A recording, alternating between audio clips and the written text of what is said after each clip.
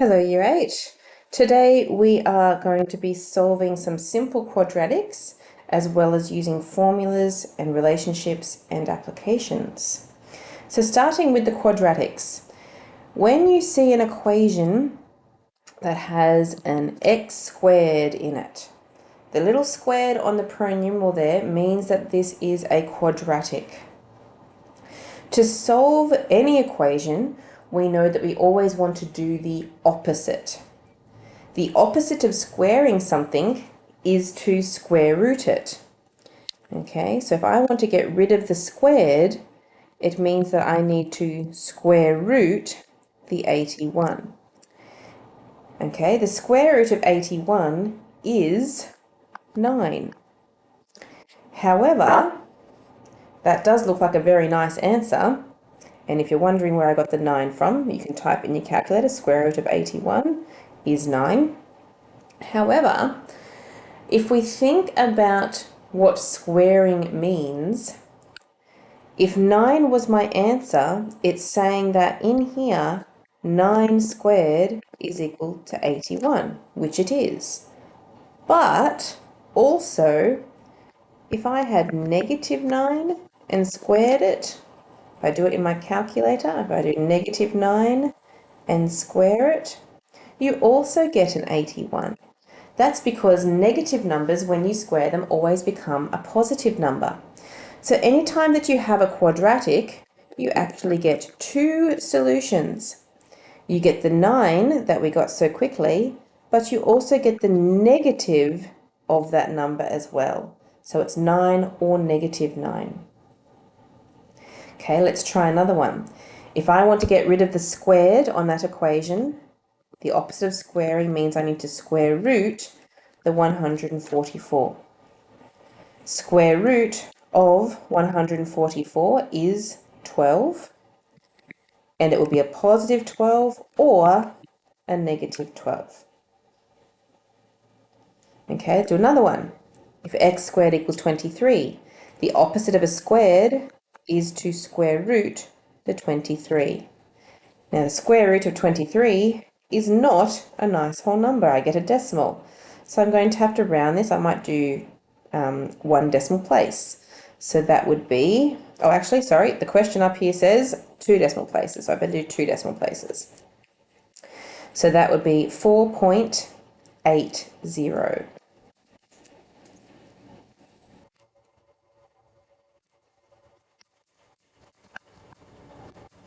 Or it could be the negative 4.80.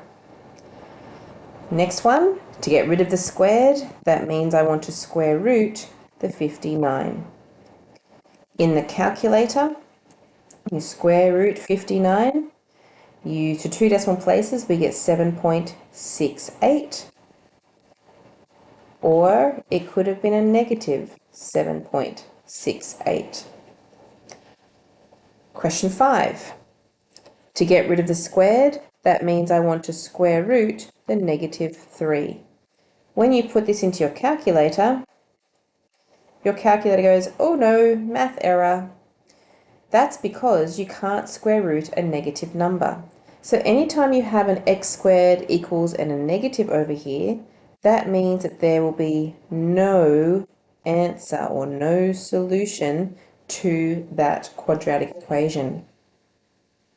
So you need to write that. You can't just leave it empty. You have to say that there is no answer or no solution. Moving on to example 6.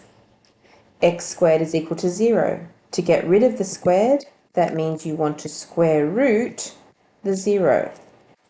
The square root of 0 is just 0.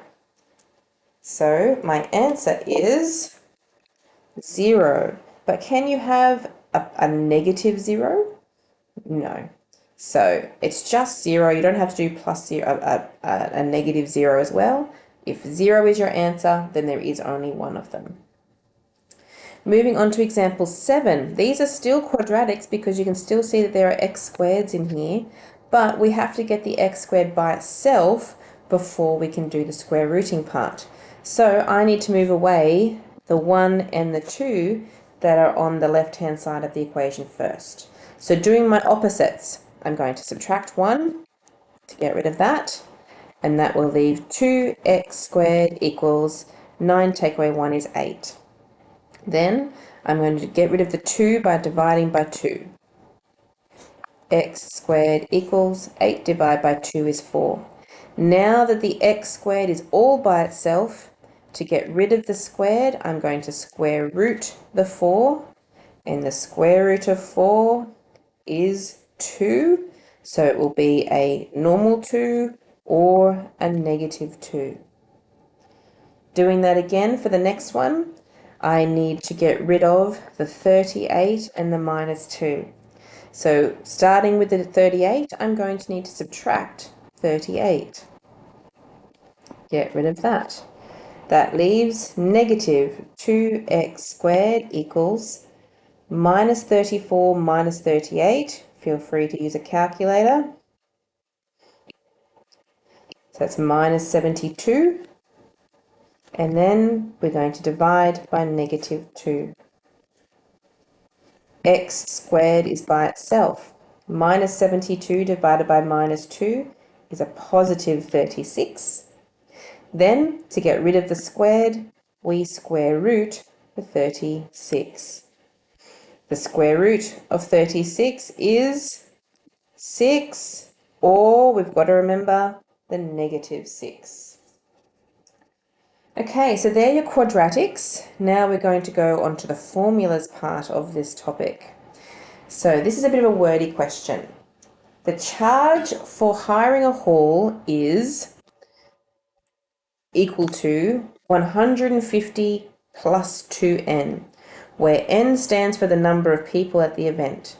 Find the charge, so we probably say that this part here is the charge is equal to 150 plus 2n. Find the charge when there are 225 people. That 225 is going to be the n that we're going to put that into that equation. So if I follow that equation, it's C equals 150 plus 2n would be 2 times 225. If you type that into your calculator, we have 150 plus 2 times 225. That means 600 is our answer. Now, I would assume that that would be $600 that we're charging them. Part B, the number of people at the event if the charge is 394. So this 394 is the C that is in this, still up the top here, this equation up the top. So we're going to replace the C with 394, and that will be equal to 150 plus 2n, and then I can solve the equation and work out how many people were at the event, which is the n. So doing my opposites, I'm going to minus 150. Okay, now my n is on the right hand side, so I'm going to switch that over to the left side, so it'll be 2n equals, then we're going to subtract 394 minus the 150 to get 244. Then to get rid of the 2, we divide by 2. And n equals 244 divided by 2 is 122, and that represents the number of people that went to that event. Okay, question 10. Using the perimeter formula, and we're given the formula is P equals bracket 2L plus W, find P if L equals 13 and W equals 4. So the 13 goes where the L is, and the 4 goes where the W is. So let's rewrite the question. It'll be P equals 2 bracket, instead of L we have 13, and then plus, instead of W we have the 4. Now this is a substitution question, so if we've got all numbers here, I just need to calculate that now. So 2 bracket 13 plus 4 close bracket, and that's equal to 34. Okay, Then moving on to part B, I'm still using the perimeter formula up the top there. This time I want to find L if P is equal to 36 and W is equal to 4. So P equals 36 goes where the P is, and the 7 goes where the W is. That gives P, no it doesn't, P is 36. So 36 equals 2 bracket, I don't know the L, but plus 7 for the W. And that is an equation to solve. So we can expand the bracket. 36 equals 2L plus 14. And then we do our opposites. I'm going to minus 14. Move the L to the left. So I have 2L equals 36 take away 14 is, what is that, 22?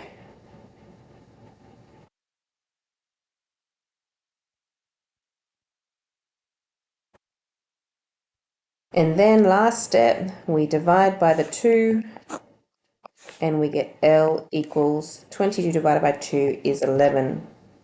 It's a bit squishy in here, so that's my answer to that one. 34 was my answer to the first one. Moving on to part C. Let's get rid of these lines again, because now I have some new ones to put in there. I want to find W this time if P is 58, so that 58 will go where the P is, and the 16 goes where the L is. So that gives 58 for the P equals 2 bracket, L is 16 plus W. All right, I can get rid of all this and move it up so we have a bit more room. Now we just need to solve to find the W. Let's times the bracket out. So we have 58 equals 2 times 16 is 32 plus 2 times W is 2W. Then to get the W by itself, I'm going to subtract the 32. Move the 2W over to the left. 58 minus 32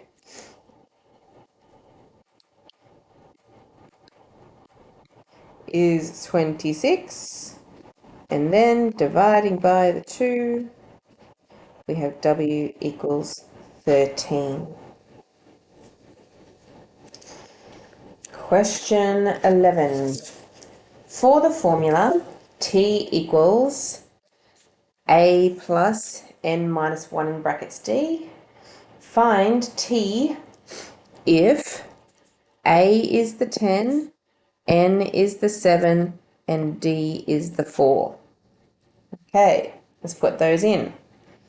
We're going to have T equals 10 plus bracket 7 minus 1 close bracket, and then the 4 on the end. Now technically there is a time sign there between there and the 4, because when things are next to each other it means that they're timesed.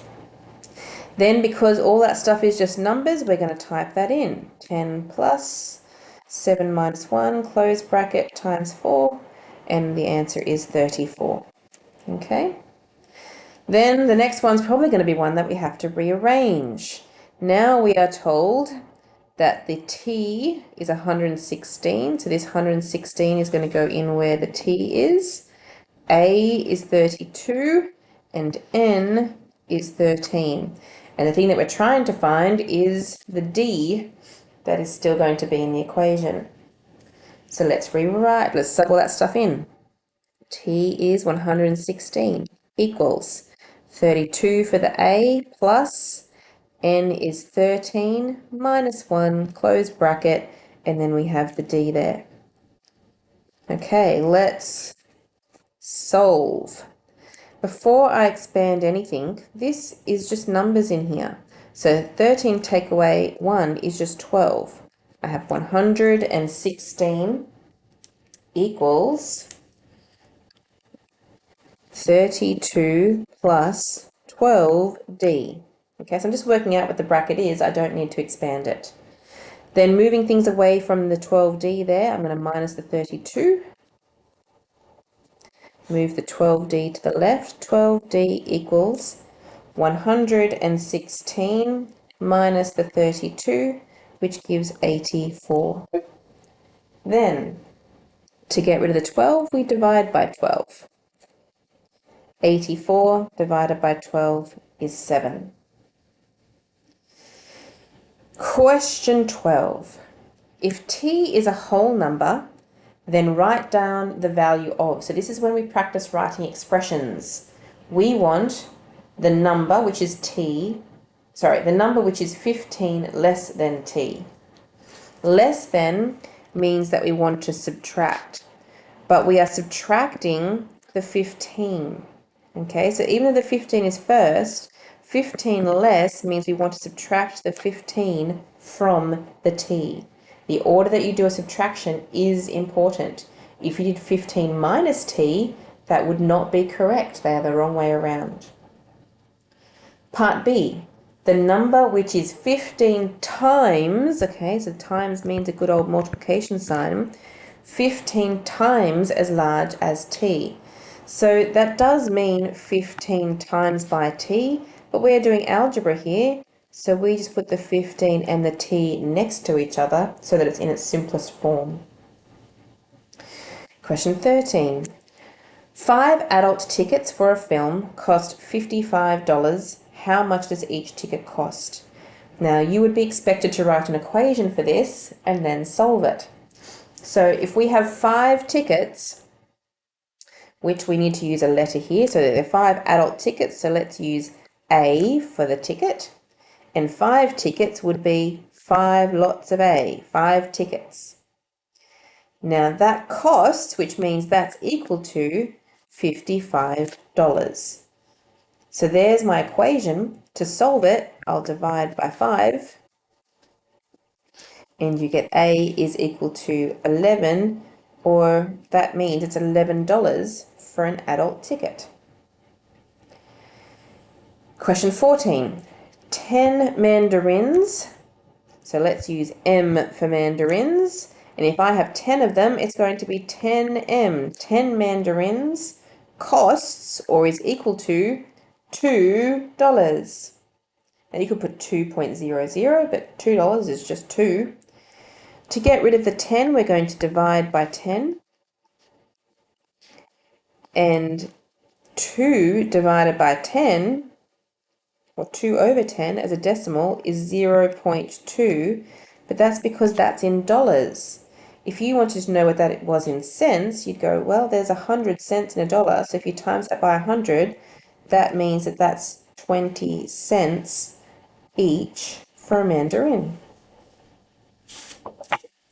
Question 15. A number is doubled and the result is 110. Doubled means that you need to multiply it by 2. So we're going to use the letter X for the number because it didn't tell me anything else. So doubling my number is going to be 2x. The result is means equals to 110. Okay, once you have the equation, then we solve it. So we're going to divide by 2, divide by 2. X equals 55. So my number was 55. A number, which again, let's just call this X, has 4 subtracted. So X has 4 subtracted, and the result, which means equals to, is 6. Okay, solve the equation. Add the 4, add the 4.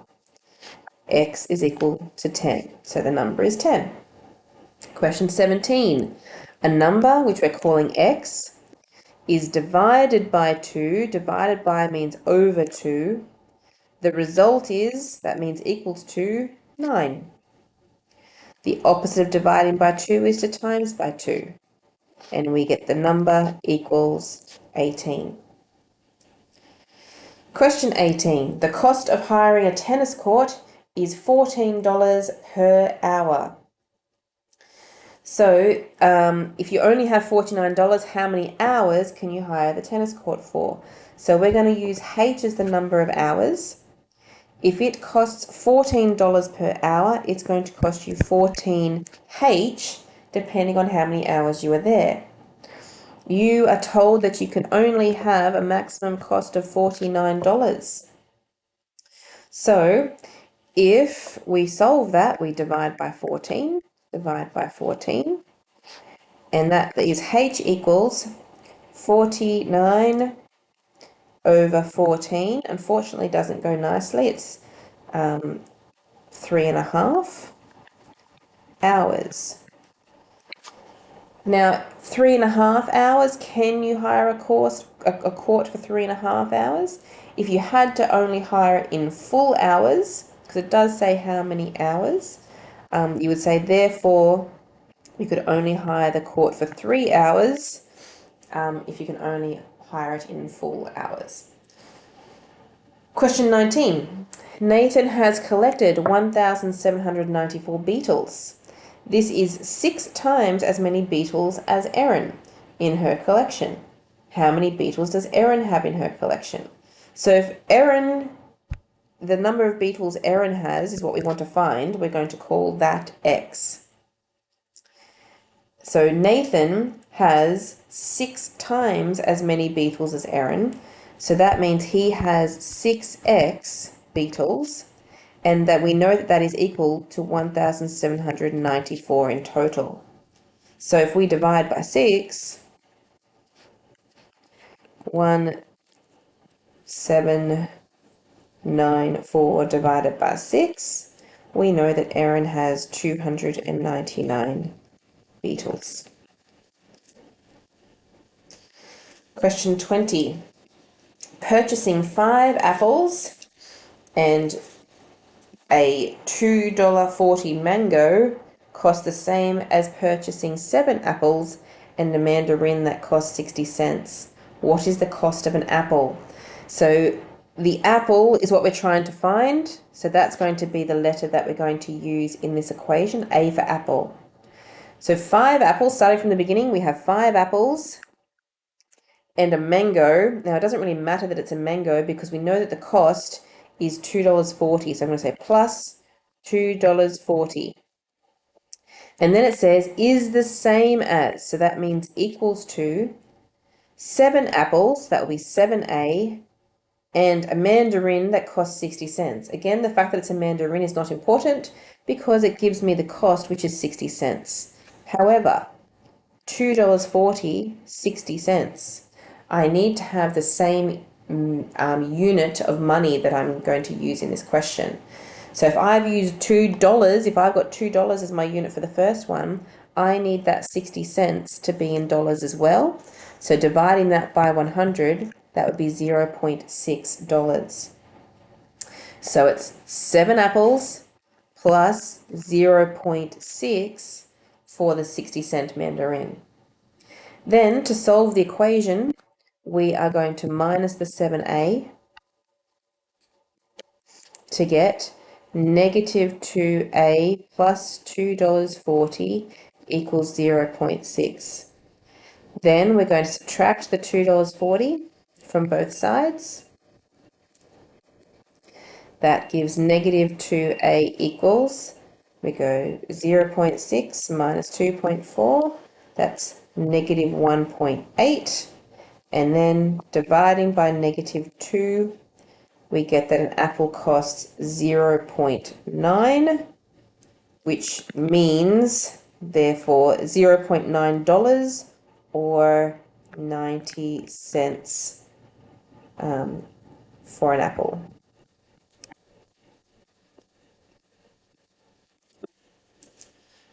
Question 21. Kate and Ben have a combined age of 60. If Kate is twice as old as Ben, find the ages of Kate and Ben. So we have 2 people here, Kate and Ben.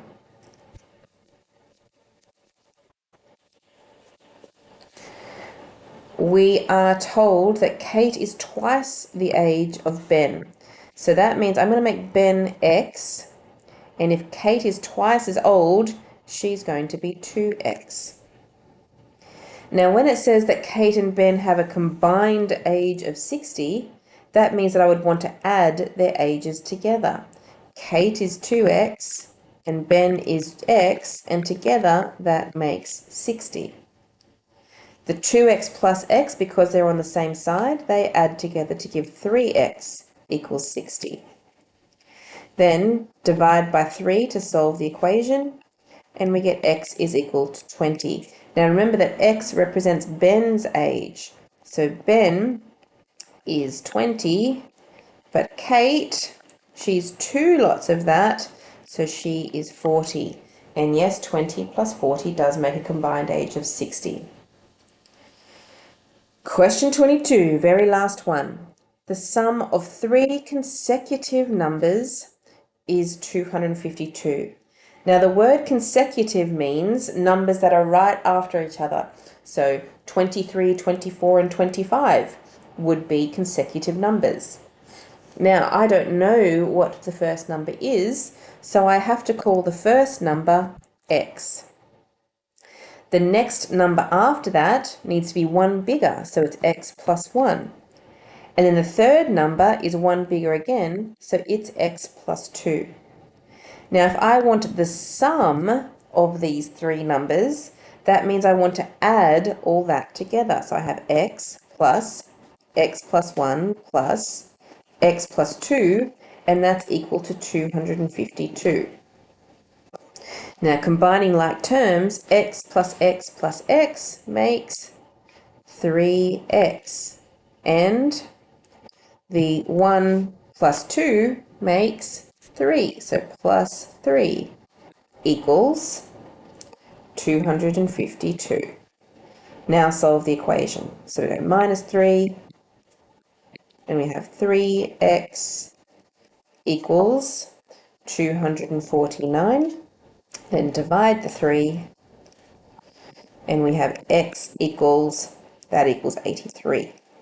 Now, the question said, what are the numbers? The 83 is just one of the numbers. When it says numbers, plural, that means I want to know what the 3 numbers are. So the 3 dots mean therefore, we know the first number is 83, the next number is 1 bigger than that, so it's 84, and the last number is 1 bigger again, which is 85. So 83, 84, and 85 are the 3 numbers. We can check it. That should add to give 252, which they do. All right, finally made it to the end of all of our theory. You now need to do pages 18 to 26.